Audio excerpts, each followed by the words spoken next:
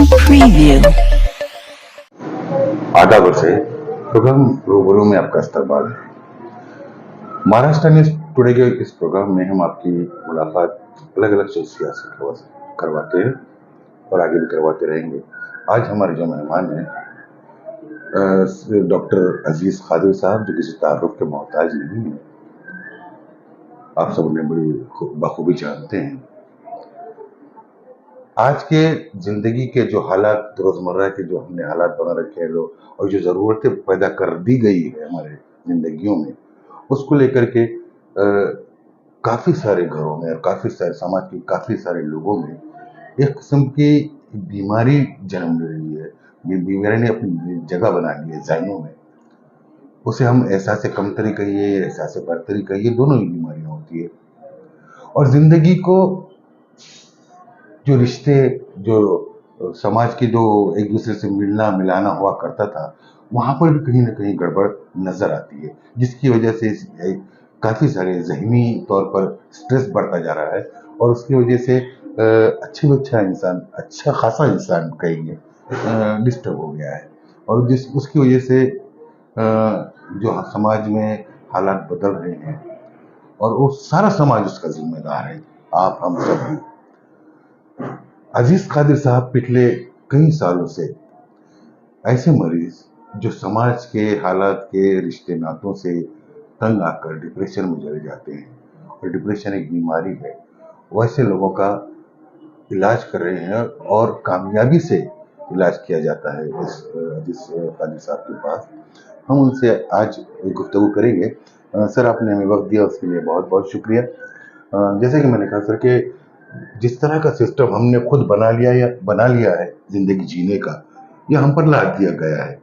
दोनों ही सूरतों में एक आम आदमी जो सुकून से जिंदगी जीना चाहता है, रोटी रोजी कमाकर अपने बाल बच्चों को पाल कर उनकी परवरिश करना चाहता है, वहां पर आमतौर पर हर चौथे घर में कोई ना कोई ऐसा मरीज आपको नजर आ जाता है जो मेंटली या जहनी तौर पर कहीं ना कहीं डिस्टर्ब है। उसकी वजह से बाकी के घर के मेंबर भी डिस्टर्ब हो जाते हैं। तो ये क्या है, ये क्यों हो रहा है समाज में? शुक्रिया आपका ये सवाल करने का, बड़ा अच्छा सवाल है ये, क्योंकि आप ये पूछना चाह रहे हैं, मैं जो समझा आपसे, कि हम पर कुछ चीज़ें ला दी गई जी बिल्कुल, और कुछ चीज़ें हमने खुद लदवा ली, और इसकी वजह से हमारा सुकून चला गया। अब देखिए, इसका एक जो ताल्लुक़ है इंसान, अब मैं इंसान की बात करूँगा, किसी कोई ख़ास ग्रुप की बात नहीं करूँगा। इंसान पूरे दुनिया में, आलम में इंसान जो है, पहले अगर हम इस पर गौर करें तो हर इंसान अपनी शख्सियत में इनफराद है, यूनिक है। दो इंसान एक जैसे नहीं है, ये पहली बात। हर इंसान का अलग अलग सलाहियतें हैं, अलग अलग कैपेसिटी है और अलग अलग इंटरेस्ट है। अगर आप पूरी कायनात पे गौर करेंगे, मैं किसी एक मखसूस जगह की बात नहीं कर, तो ये मुख्तलिफ चीज़ें उसे पैदाइश के साथ मिली। अब ये मुख्तलिफ चीज़ों को हम आज जो करना चाह रहे हैं, इक्वल, ये इक्वल करने का जो मसला है, मैं इस पर ज़रा थोड़ी तफसीलन इसलिए बात करूँगा। कोई चीज़ इक्वल नहीं। मैं ये पहले ये जुमले से शुरू करता हूँ। ना ज़मीन इक्वल है, ना पानी इक्वल है, ना फिज़ा इक्वल है, ना जोग्राफी इक्वल है। सब चीज़ मुख्तलिफ है और इंसान भी मुख्तलिफ है, और वो मुख्तलिफ कैपेसिटी के साथ पैदा हुआ, मुख्तलिफ इंटरेस्ट के साथ पैदा हुआ, और उसकी जब एक कैपेसिटी, इंटरेस्ट और सलाहियत का सही इस्तेमाल नहीं होगा तो जो परेशानी में, बेचैनी में। तो इक्वलिटी के, तो आप कहेंगे मैं इक्वलिटी के खिलाफ हूँ जी, इक्वलिटी के खिलाफ में बात कर रहा हूँ। जो चीज़ें हैं ये अनइक्वल है। अब हम कोशिश ये कर रहे हैं समाजी तौर पे, सोशल एस्पेक्ट के तौर पे उसको इक्वल करने की। अब मैं मिसाल देता हूँ, इक्वल करेंगे तो हम कौन सी चीज़ में इक्वल करेंगे? अब हम तीन बैठे हैं, आप इक्वल हैं, आप इक्वल हैं, हम तीनों इक्वल हैं। किस लिहाज से इक्वल है? साइज में इक्वल है? नहीं है। कलर में इक्वल है? नहीं है। सोच में इक्वल है? नहीं है। हम इक्वल कैसे हैं? इंसानियत, इंसान में हम इक्वल हैं। तो हमको इंसान बल्कि समझना यहाँ तक हम इक्वलिटी को हर बराबर है, इक्वलिटी यहाँ, मगर उसके आगे जो है हम फिर हर चीज को जाके देखते कि ये भी इक्वल।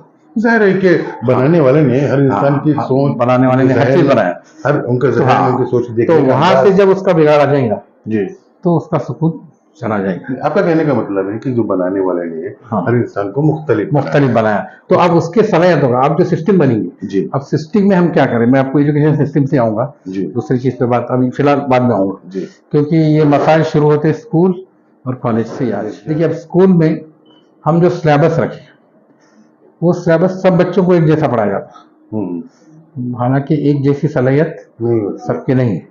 तो अपने एक वो एक म्यार कायम किए, इतने परसेंट पे बच्चा पास हो जाएगा, इतने ले लिए तो मेरिट में जाएगा। अब दो बच्चों में यही फर्क हो रहा है, आप समझ रहे हैं यहाँ फर्क है। जी, आप किसको 35 पे पास कर रहे हैं, जी, कोई 100 ले रहा, तो कोई 35 लेके भी मुतमईन हो जा सकता और कोई 100 लेके भी मुतमईन नहीं हो सकता, क्योंकि अब उसकी जो ख्वाहिशा इंटरेस्ट जो जुड़े हुए हैं और उसका आगे का करियर ये परसेंटेज पे जुड़ा हुआ है, तो बोलेगा मैं 100% अगर नहीं ला सका, या मैं 95 नहीं ला सका, या मैं 50 के ऊपर क्रॉस नहीं कर सका, तो मैं ये चीजें नहीं कर सकता। यहाँ से उसकी शुरू हो जाता है कॉन्फ्लिक्ट शुरू हो गई। अभी कंपटीशन के दौर में हर माँ बाप चाहते हैं कि हमारा बच्चा टॉप पे रहे, हाँ, चाहे उसकी सलाहियतें हो या ना हो। हाँ, तो यही जो मसला है, मैं इसी पर आज गुफ्तगू करूंगा ज्यादा, कि ये चीज हमको पेरेंट्स को भी समझना जरूरी है, समझाना जरूरी है, और सिस्टम को भी समझना जरूरी है। सिस्टम यानी सिस्टम जो भी राइज हो रही है, एजुकेशन सिस्टम ये एक सिस्टम है। तो अब इसमें का जो सिलेबस है, अगर हम सब बच्चों को एक देते हैं, बच्चों को बिठा देते हैं, एक बच्चा लिखने में कमजोर है, एक बच्चा पढ़ने में कमजोर है, आप उस पर फोर्स कर रहे हैं, ये एक्सटर्नल फोर्स की जो बात कर रहे हैं, तो आप बचपन से उस पर फोर्स हो रहा। और फिर वालिदैन भी चाह रहे हैं, अब वालिदैन का भी जहन बन जाता कि मेरा बच्चा आगे जाके इंजीनियर बने, डॉक्टर बने। ये क्यों जहन बना, क्यों जहन बना? ये दो हमारे पास इक्वल नहीं है, इसमें स्टेटस ज्यादा है, इसमें इनकम ज्यादा है, इसमें और सब चीजें ज्यादा, इसलिए वो चाहता अगर अब आपको इक्वल करना है सोशल लिहाज से, तो स्टेटस में यहाँ भी इक्वल करिए, डॉक्टर को भी, और फिर एक कम से कम स्टेटस में एक जो ड्राइवर है, मैं आपको एक मिसाल देता हूँ, उसको भी इक्वल करो सैलरी में, तो सोशल इक्वलिटी यही हुआ। ये रास्ता तो नहीं हुआ, तो ये भी रास्ता नहीं हुआ, आप नहीं मानते, तो फिर आप इक्वल कैसा बोलेंगे? आप समझो, उन्हें भी बताओ मैं बराबर है, मैं बराबर है, तो फिर हमको दोनों को इक्वल पे नहीं मिलना चाहिए। एक लेबर 8 घंटे काम करता, एक पढ़ा लिखा है डॉक्टर 8 घंटे काम करता, आप दोनों के भी सैलरी में फर्क है, तो आपने सोशल इक्वलिटी नहीं ला सके, तो सवाल ये आ भी नहीं सकती, आपको पता नहीं आ भी नहीं सकती। तो अब सवाल ये है, अब मैं जो इतना ऑब्जर्व कर रहा हूँ इतने साल में, जो एक कम चीज पे भी मुतमईन है, उसको आपने टारगेट क्या बता दिए, वहां तक आप कर सकते, तो इसके पास इतना है तो तुम्हारे पास इतना होना। आज हमारे पास बच्चों का भी टारगेट क्या बन गया है, इसके पास गाड़ी है, मेरे पास गाड़ी होना, इसके पास बंगला है, मेरे पास बंगला होना चाहिए, इन्हें ये फैसिलिटीज अवेल कर रहा, मुझे ये फैसिलिटीज अवेल करना चाहिए, और ये जो एक माहौल बन गया। सर ये आपका भी बिल्कुल सही है। फिर एक कामयाबी और नाकामी दो पैमाने हैं जिंदगी जीने के, तो जो कामयाब होना चाहता है वो स्ट्रगल करता है, जब वो टारगेट रखेगा तभी वो कामयाब होगा। तो यही तो बात है ना, तो टारगेट क्या बनाना चाहिए, आपका गोल क्या बनाना चाहिए। आप अगर समझिए बच्चा है, अब वालिदैन है, 3 बच्चे, 2 बच्चे भी ले लो, 2 का भी मिजाज अलग, दोनों भी एक चीज नहीं कर सकते, तो आपको दोनों की शख्सियत इंटरेस्ट को समझना जरूरी है, और उसका भी जहन ये बनाना चाहिए कि तुम यही कर सकते, तुम्हारा इंटरेस्ट इसमें, तुम ये करो। आज भी बहुत ऐसे होते हैं, वाक़ा में देखा आपको कि बहुत से बच्चे मेडिकल में एडमिशन भी ले लेते, वालिदैन का भी प्रेशर होता, लेकिन उनका इंटरेस्ट नहीं रहता, फिर वो जाके वहाँ जाके एक तो स्ट्रेस में आते हैं, एडमिट होते हैं हमारे पास, कोर्स छोड़ देते हैं। तो इस किस्म के वाक़यात भी आज बढ़ते जा रहे हैं। अब ये सब चीज़ों में ऐड करने वाला जो वाक़या आज के दौर का सबसे ज़्यादा, मैं उसको शैतान से भी बड़ा शैतान बोलता हूँ, वो है मोबाइल, इंटरनेट।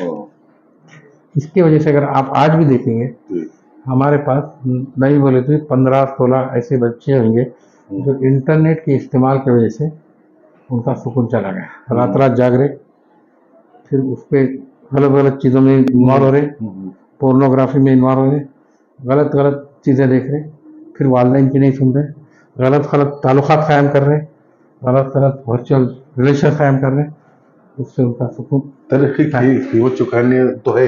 देखो तरक्की की कीमत, तरक्की आप किसको बोलेंगे? मोबाइल एक नई चीज हमारे पास आई है जिससे हम मीलों दूर बैठ के एक दूसरे से बात कर हाँ, तो सकते ये तो मसला हो गया कि हम खरीब वाले से बात नहीं कर रहे, मिलो तो से बात कर रहे, तो हमको कुछ चीजें जी जी हमारे पे कहीं ना कहीं किसी ना किसी किस्म की पाबंदियां, रेस्ट्रिक्शन लाना जरूरी है। जी। तो वो ये कैसे मुमकिन है हाँ। कि हम लोग जो सोसाइटी में रहते हैं और इतना ज्यादा उसका इन्फ्लुएंस है हमारे सोसाइटी पर। तो मैं आपको ये बताना चाह रहा हूँ कि हम जब नफ्सियात की, जब स्पेशली मैं उस पर ज़्यादा जोर देता हूँ, मैं 4 चीज़ों पे गौर करता हूँ: जी। बायोलॉजी, साइकोलॉजी, हम्म, सोशियोलॉजी और स्पिरिचुअलिटी। हम्म, ये चारों को अगर आप बैलेंस करें हम्म, तो फिर आप सुकून में रह सकते हैं। हम्म, अगर इनको बैलेंस नहीं करें हम्म। तो आप सुकून में रह सकते हर आदमी नहीं कर पाता है वो। हैं। तो नहीं, तो अब हाँ, जब हम ये कोशिश कर रहे हैं हम्म, तो उसके लिए एजुकेट करना ज़रूरी है, हम्म, स्कूल से एजुकेट करना ज़रूरी है, स्कूल के निज़ाम को उस अंदाज से काम करना ज़रूरी है, वहाँ बच्चों के एक्सपेक्टेशन वहीं से बनाना, इब्तिदा से बनाना ज़रूरी है।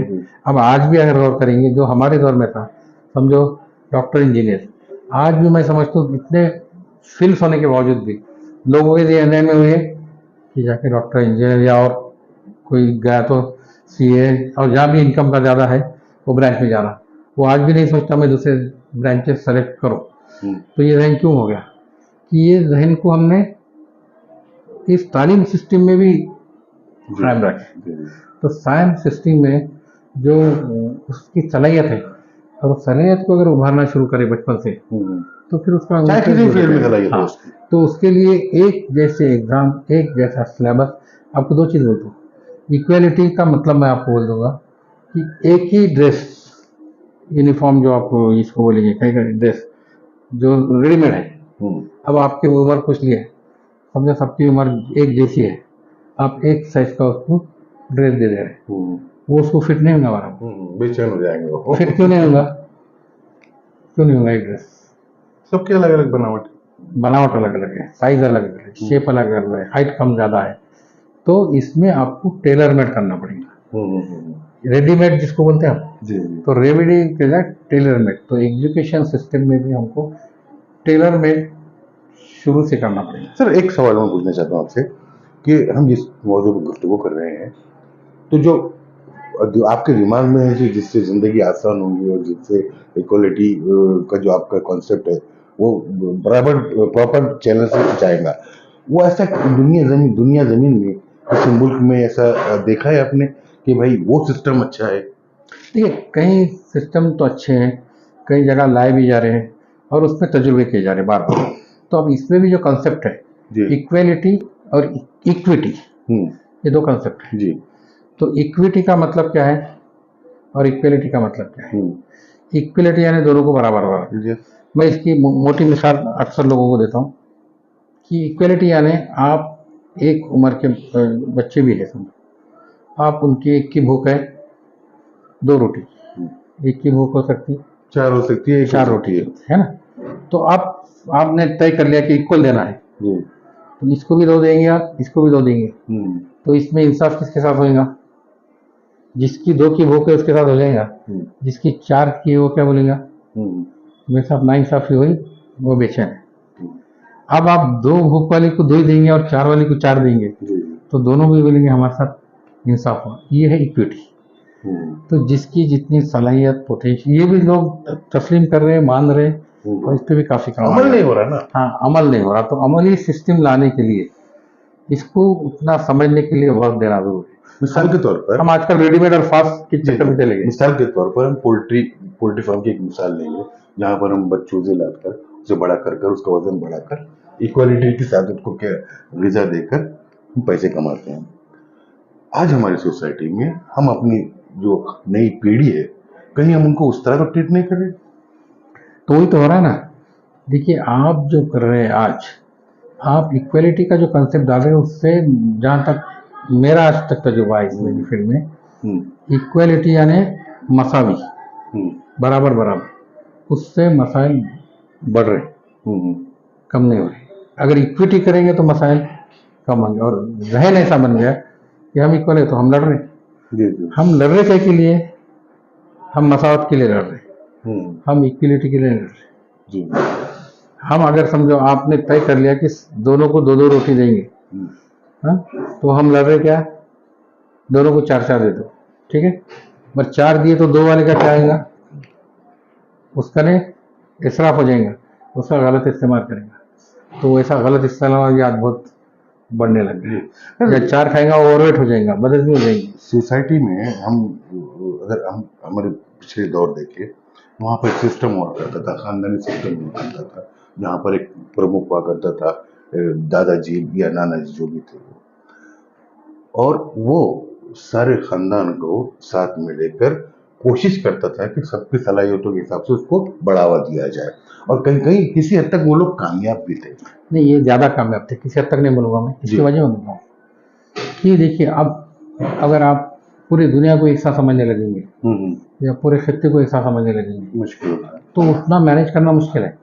आपको एक खानदान के हद तक एनालाइज करना, तो आज भी जो चीजें हैं, कुछ कानून में तब्दीली की जरूरत है, कुछ कानून ऐसे हैं जिससे खानदानी सिस्टम ब्रेक हो रही। जो राइट्स है, तो राइट्स भी जो है ह्यूमन राइट्स, उसका भी सही इस्तेमाल, प्रॉपर राइट्स, ये भी तय होना जरूरी है। एक जैसे राइट देखिए आप, एक जैसे राइट्स में भी बहुत सारे मसले पैदा हो, जिसके जो राइट्स होना हो उस हिसाब से दिए तो वो भी सुकून में।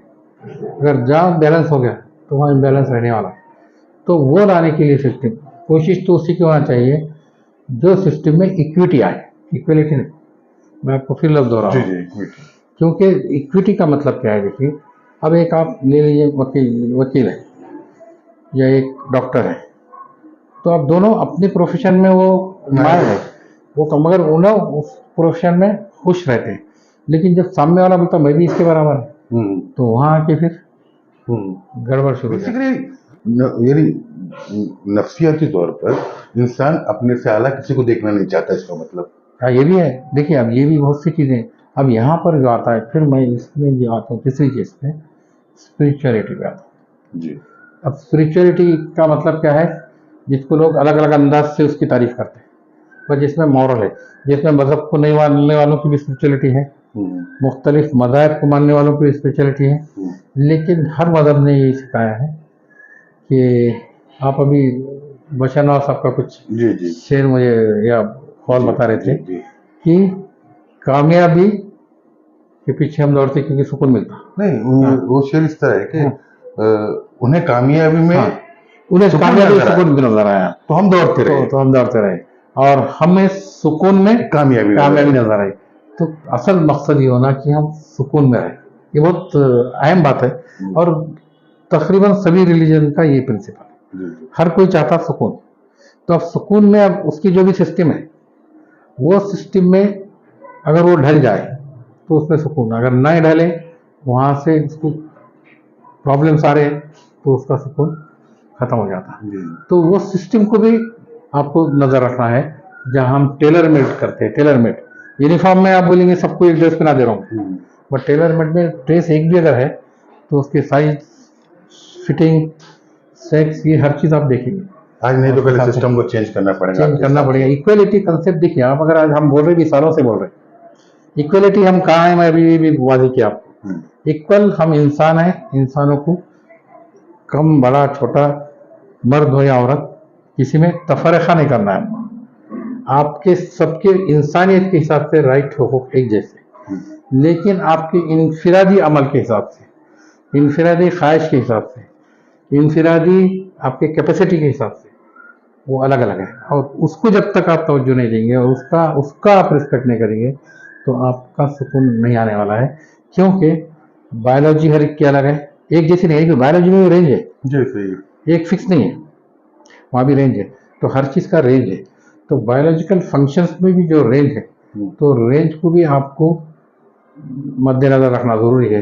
अगर आप फिक्स कर देंगे तो वहाँ भी गड़बड़ हो जाएगी। सब ये दौड़ है जहाँ हम जिसकी बात कर रहे हैं, हम फिलोसॉफिकल बात कर रहे हैं, हम जरा बहुत अंदर जाकर बात कर रहे हैं। लेकिन इस दौर में जहाँ कामयाबी के पीछे भागने की जो बात चल रही है, वहाँ पर लोग अपने गांव से, अपने कबीले से निकलकर बड़े बड़े बिल्डिंगों में छोटे छोटे फ्लैट में अपनी जिंदगी बसर कर रहे हैं। बज़ाहिर बहुत सुकून है। उसी तरह दूसरी तरफ बढ़ते हुए खुदकशी के वाकया और मेंटली डिस्टर्बेंस जिस तरह बढ़ रहा है, तो उससे जुड़ा हुआ हमारा सवाल ये है कि जब आपने प्रैक्टिस शुरू की थी, जब यहाँ पे दवाखाना शुरू किया गया था, मैं समझता हूँ शहर का पहला इस तरह का दवाखाना आपने शुरू किया था, तब के पेशेंट और अब के पेशेंट में अगर हम बात करें तो कितना परसेंटेज बढ़ गया आपके हिसाब से? देखिए, मैं आपको एक बात बताता हूँ। एक तो एक ऐसा दौर था कि जब बीमारियों का पता नहीं था, लेकिन फिर भी कुछ ऐसे मसाइल हैं कि आज दिन ब दिन जितनी तरक्की हो रही है उतना उसमें इजाफा होते जा रहा है। मैं आपको एक ऐसी बीमारी नहीं बोल सकता कि जो कम हुई इतने साल से। हम छोटी सी मिसाल ले लो, एडिक्शन। एडिक्शन जो बच्चों में, शराब, गांजा, नशा। अब ये मैं तकरीबन 50 साल से फील्ड में है, तो 50 साल पहले मैं मुश्किल से इस प्रॉब्लम के साथ महीने में एक आध दूसरा पेशेंट देखता था एडिक्शन। अब रोज 15 से 20 किसी ना किसी एडिक्शन में। किस उम्र के बच्चे? हाँ, अब इसमें बच्चों में जो तादाद है ये 15 से 30 साल के बीच, इसको हम यूथ एडोलेसेंट बोलते हैं। और इसमें जो मसाइल एडिक्शन से पैदा हो रहे हैं, अब इसमें बहुत सारी चीज़ें हैं। जैसा मैं आपको बताया कि इसमें हर सिस्टम को इन्वॉल्व होना जरूरी है। इसमें सोशल सिस्टम को भी होना है, नफ्सियाती भी होना है और स्पिरिचुअल भी होना है। अब जो आप एक खानदान की बात बीच में कर रहे थे, मैं इस पर इसलिए आऊँगा कि आज के निज़ाम में एक खानदान वाला, ये ज़्यादा लोग रहने के, जिसको जॉइंट फैमिली कहते थे, वो सिस्टम खत्म होता है। लेकिन जहाँ है वहाँ सुकून नजर आता है। जहाँ है वहाँ सुकून नजर, लोग सुकून में नहीं है, आपको मैं ये भी बताऊंगा। अच्छा, आप देखिए, आप कितने नए केसेस है, मियाँ बीवी, एक बच्चा है, 2 बच्चे, हाँ, मियाँ जॉब पे, बीवी जॉब पे, बच्चों को देखने वाला कोई नहीं। अब मैं आपको एक मिसाल देता हूँ। एक हमारे पास कुछ दिन पहले एक लड़की शरीक हुई थी, कुछ दिन या साल पहले। उसकी उम्र तकरीबन यहाँ हमारे पास अभी जुलाई है, 18-20 साल की है। तो उसका शादी हुई और उसके बाद तलाक हो गया। तो तलाक कब हुआ उसका? शादी कब हुई थी? 13 साल की उम्र में कर दी। अब मैं पूछा कि वो 13 साल में क्यों शादी कर दी? तो बोले माँ बाप हम दोनों काम पे जाते थे, बच्ची बड़ी हो गई, घर पे रही है, कुछ गलत कदम उठाए, इसलिए हमने उसकी शादी कर दी। अब शादी करने के बाद वो एडजस्ट नहीं हो पाया, जो भी मसला, तलाक हो गया। तो अब मसले ऐसे एक दूसरे से लिंक है। अब इसकी क्या एश्योरिटी है? माँ बाप दोनों जा रहे, बच्ची अकेली घर में है। अब कौन सी सिस्टम इसकी केयर लेगी? ये केयर लेने वाली भी सिस्टम होना चाहिए आपको, या फिर उनकी इनकम के लिहाज से वो अपना टाइम डिस्ट्रीब्यूट करना चाहिए। ये सब एक सिस्टम मैनेज करना मुश्किल हो जा रहा है। तो ये सब मसाइल बढ़ाते जा रहे हैं। तो इसीलिए आपका कहने का मतलब हमारे जो सिस्टम, अभी हम जो सिस्टम में जी रहे हैं, बेसिकली उसको फिर दोबारा गौर करने की जरूरत है। क्योंकि आपको मैं बता दूंगा, आपकी जहाँ लोग इक्वेलिटी के कंसेप्ट से शुरू है, जैसा अमेरिका में, आज वो लोग फिर ये बोलते हैं कि फैमिली सिस्टम जरूरी है। वहाँ पर देखने वाले वालिदैन, उनके रिश्तेदार, उनका सपोर्ट, अगर मैं आपको आज भी बता दूंगा, एडोलेसेंट जो है, उनके जो शराब बढ़ती जा रही है, एडिक्शन की, खुदकशी की, वायलेंस की और मर्डर की, जो जितने बुरी चीज़ें हैं वो बढ़ रही है। इसकी वजह आज वो बोलते हैं कि वो बच्चों से डायलॉग करने के लिए, उनको गाइड करने के लिए कोई नहीं है। तो पेरेंट्स को करना जरूरी है। हमारे पास भी वही बात है। हम जो नौजवान बच्चों की बात कर रहे हो, तो ये हो रहा है, 18 से 28 30 साल के बच्चे, वो नशे की तरफ क्यों राग़िब हो रहे हैं? जा रहे हैं? वजह यही है। तो घर में वक्त नहीं, वालिदैन नहीं दे सक रहे। तो देखिए, एक निज़ाम तो एक दौर से ऐसा चलता है जो कि दोनों में एक, जब फैमिली है, तो मैं अक्सर ये कहता हूँ, मर्द और औरत ये कुदरत ने भी इक्वल नहीं बनाई जी। अब मैं फिर वो कहूँगा, वो इक्विटेबल है। एज ए इंसान दोनों की रिस्पेक्ट, हुकूक बराबर है, मगर दोनों कॉम्प्लीमेंट्री है। कॉम्प्लीमेंट्री का मतलब क्या समझे? कि मर्द और औरत मिलके एक जोड़ा है, और जैसा कि आप लाइट में देखते हैं ना, प्लस माइनस, ये दोनों मिलके करंट आता। तो ये दोनों मिलके एक मकसद है, वो मकसद है प्रोजनी, वो पूरा होता। तो दोनों के भी इक्वल अगर आप काम में डिस्ट्रीब्यूट कर देंगे तो फिर वहाँ भी मसले पैदा होते हैं। तो जिसका जो राइट है वो उसको मिलना चाहिए, वो फंक्शन में उसको अगर प्रमोट करे वो ज़्यादा तंदुरुस्त होते हैं। अक्सर अब लेडीज़ के बारे में मैं जॉब में देखता हूँ कि वो भी ये बोलते हैं कि हमारा डबल लोड हो जा रहा है, डबल जॉब, क्योंकि बच्चों को संभालना, मैं अक्सर कहता हूँ कि वो एक फुल टाइम जॉब है, बच्चों की तरबियत करना और ड्यूटी करके बच्चों की तरबियत करना, उसमें उनका स्ट्रेस बढ़ जा रहा। तो फिर यहाँ जो कॉन्फ्लिक्ट शुरू हो रही, ये हर जगह है, यहाँ ऐसा नहीं, मुल्क में हर जगह है, वो दुनिया में हर जगह शुरू हो रही है और वो बढ़ती जा रही। तो इसका नतीजा आखिर में आ रहा कि बीमारियों में इजाफा। अब आप रफली एक बात करेंगे, अगर आज के दौर अमेरिका जैसा आप तरक्की याफ्ता मुल्क समझते हैं, वहाँ तरक्की है, सब चीज़ है, वहाँ 2 शादी है तो 1 डाइवोर्स होता, 2 शादी में 1 तलाक। तो अब हमारे पास भी वो रेशो बढ़ते जा रहा। उसकी वजह ये है कि हर कोई अपनी जगह मुतमईन नहीं, सुकून वाली कैफियत। तो सुकून में कामयाबी अगर सोचा आदमी, यहाँ हम पैसे में कामयाबी सोच रहे, असल चीज जो हो रही, पैसा जितना ज्यादा कमाया उतना ज्यादा कामयाब। डॉक्टर साहब आखिरी सवाल, क्योंकि वक्त की कमी है, वो पेरेंट्स जिनके बच्चे नशे के आदी हो चुके हैं, उनको किस तरह हैंडल करे, किस तरह उनसे बातचीत करे ताकि वो उससे दूर हो? आप डॉक्टर्स के अलावा माँ बाप का बिहेवियर उन बच्चों के साथ कैसा होना चाहिए? देखिए, इसमें एक चीज तो है, अभी एडिक्शन को एक तो बीमारी बोल के तस्लीम किया गया है, वो नफ्सियाती बीमारी है, तो उसकी तरफ मरीज के हैसियत से देखना चाहिए। और आज के दौर में जो डायलॉग्स कम हो गए पेरेंट्स के, वालिदैन के, बच्चों के, ये डायलॉग में बड़ा होना चाहिए, बच्चे को समझने की कोशिश करना चाहिए। अब होता क्या, अमूमन बच्चा समझो 11-12 साल तक वालिदैन के साथ रहता, जब तक डायलॉग भी रहते, मगर जैसा वो 12-13 साल का हो गया, उनका पीयर ग्रुप जिसको होते हैं, दोस्तों का हल्का बढ़ जाता। तो वालिदैन को ये दोस्तों के हल्के पे भी नज़र रखना ज़रूरी है, वो किन दोस्तों के साथ जा रहा है, उनसे क्या बातचीत कर रहा है, वो दोस्तों से जो बात कर सकता उस किस्म की बात करने में वो वालिदैन के साथ कितना अपने आप को फ्री महसूस करता, कंफर्ट महसूस करता, ये माहौल पैदा करना ज़रूरी है। तो इस लिहाज से उनको, बच्चों को डील करना बहुत ज़रूरी होता है। तो यहाँ पर फैमिली बॉन्डिंग बढ़ाना बहुत ज़रूरी है। अगर मैं अभी एक अमेरिका का भी रिपोर्ट पढ़ रहा था कि वहाँ की भी ये रिपोर्ट्स हैं कि उनका ये कहना है कि उनकी बॉन्डिंग, फैमिली की बॉन्डिंग और रिलीजियस बॉन्डिंग दोनों भी बढ़ना जरूरी है। अब रिलीजियस बॉन्डिंग भी सही अंदाज से हो, मैं अब यहाँ भी बहुत ये है कि खाली बगैर समझे कर लो, सिंबॉलिक नहीं होना चाहिए, सिंबॉलिक नहीं होना चाहिए, उसको समझ के अंडरस्टैंडिंग के साथ आना चाहिए वहाँ की भी बॉन्डिंग, और तभी वो चीज़ें आगे सही तरीके से बढ़ेगी और उस आदमी को भी सुकून उसमें मिलेगा और उनकी ज़िंदगी भी कामयाबी दोनों लिहाज से। हम तो हर लिहाज से बोलते हैं हमारी कामयाबी आखिरत की कामयाबी है, तो सुकून इसी में मिलेगा हम दोनों को जब बैलेंस करेंगे, दुनिया और आखिरत वाला पहला और वो बैलेंस देने वाला। ये थे डॉक्टर अजीज कादिर साहब। जाहिर है कि टॉपिक इतना वसी है कि उसको कोई चंद लम्हों में या चंद मिनटों में इज़हार किया जा सकता है उसका, लेकिन फिर भी हमने कोशिश की जानने की, और हम और भी आगे इनसे गुफ्तगू करते रहेंगे वक्तन फ़ौक़्तन। नाज़रीन, जिस तरह सर ने बताया कि किन किन चीज़ों की ज़रूरत है, उनमें सबसे ज़्यादा अहम बात है कि पेरेंट्स अपने बच्चों के साथ दोस्ताना बिहेवियर बढ़ाएं, उनको समझकर उनसे बातचीत करें, या उनको समझकर आप जो चाहते हैं उनसे करवा कर ले। अगर हम ज़बरदस्ती करेंगे तो इस तरह की बातें, जिस तरह नशे की बात वगैरह और जो बीमारियाँ सर के पास जो आती है, उस बीमारियों का बढ़ने का अंदेशा बढ़ जाता है। कामयाबी, जिस तरह सर ने बताया कि कामयाबी हासिल करना, किसी को कामयाबी कतरे में मिल जाती है और किसी को समुंदर भी काफी नहीं होता, तो अपना अपना पैमाना होता है सुकून से जिंदगी जीने का। बशर नवाज साहब ने कहा है, कुछ लाइनें हैं जो अब जाते सुनाना चाहता हूँ आपको, कि उन्हें कामयाबी में सुकून नजर आया तो वो दौड़ते रहे, उन्हें कामयाबी में सुकून नजर आया तो वो दौड़ते रहे, हमें सुकून में कामयाबी नजर आई तो हम ठहर गए।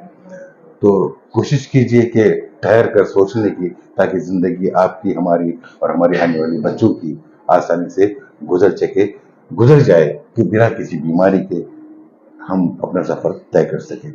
अगले हफ्ते ऐसे ही किसी मेहमान के साथ हम आपकी मुलाकात करवाएंगे। तब तक के लिए मैं अपनी टीम के साथ आपसे इजाजत चाहता हूँ। जय हिंद, खुदा हाफिज, नमस्कार, जय भीम।